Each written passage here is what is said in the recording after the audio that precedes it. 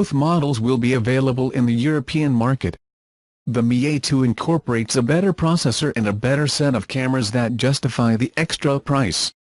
For its part, the Mi A2 Lite incorporates a battery of greater capacity but with a lower performance main processor, although more than enough for day-to-day.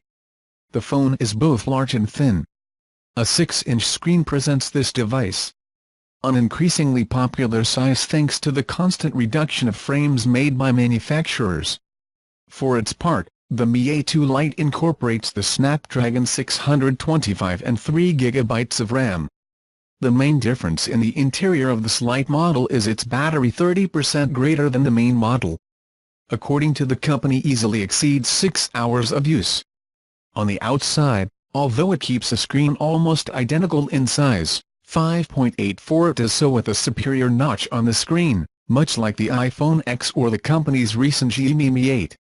With a Snapdragon 660 processor from Qualcomm and 4 GB of RAM, the new Mi A2 comes equipped for medium and high-intensity work.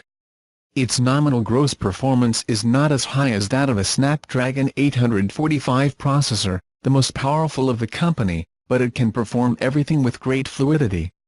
As for storage, it has versions of 32 GB, 64 GB and a special 128 GB. It has a microSD card in its inner tray, which can also be used as a second nano SIM card, so storage limits should not be a problem.